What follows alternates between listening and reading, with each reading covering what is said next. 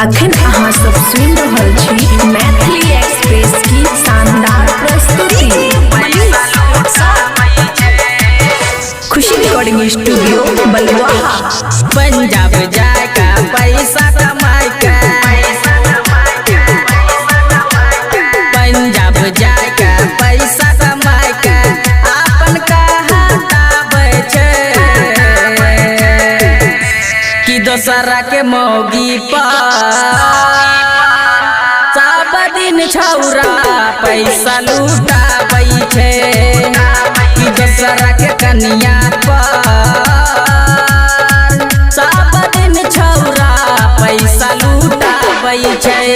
छोटा बहिन के बुझे न कोनो दिन के, सूट बूट बहिन के बुझे न कोनो दिन के, बाजा खूबे उठाबै छै कि दोसरा के मौगी पर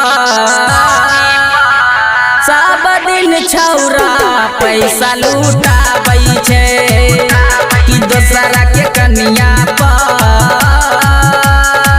सब दिन छौरा पैसा लुटाबै छै। डीजे मनीष रक्सौल।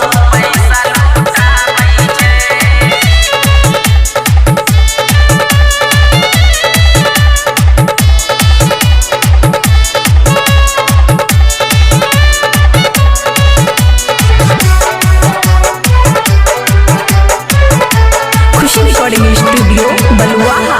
आपको छनना घर में रहै बगल जैसन करैया, संगे साथे बैठ के छौरा दिल के बात कहैया। माई बाप का नहीं गुदा नहीं रोबे खूब दखाबैया, भाई भैयारी कुछ हूँ कहे लाठी से भागाबैया। खाके मूंगा फाली जगह गोसा गाली,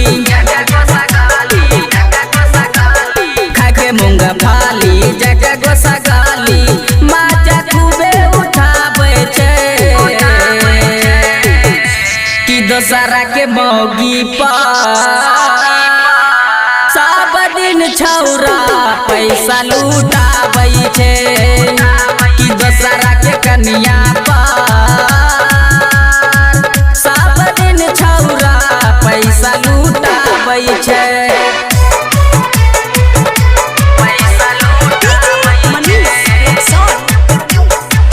खुशी रिकॉर्डिंग स्टूडियो बलुआहा। याबै जखने दारू पी का मौगी का भगाबैया, टोला पड़ोसन कुछ हूँ कहे सबके ई गरियाबैया।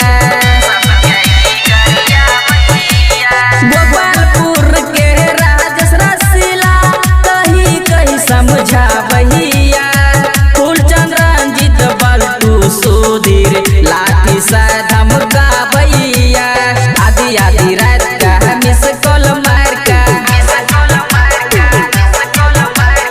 आधी आधी रात का मिस कॉल मार का, फोन का उठाबै छै कि दोसरा के मौगी पर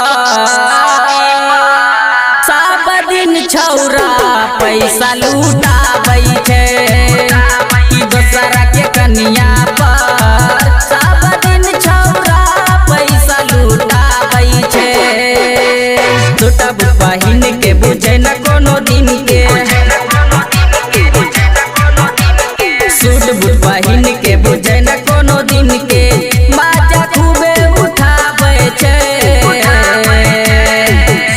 कि दोसरा के मौगी पर सब दिन छौरा पैसा लुटाबै छै कि दोसरा के कनिया पर सब दिन छौरा पैसा लुटाबै छै। खुशी रिकॉर्डिंग स्टूडियो बलुआहा।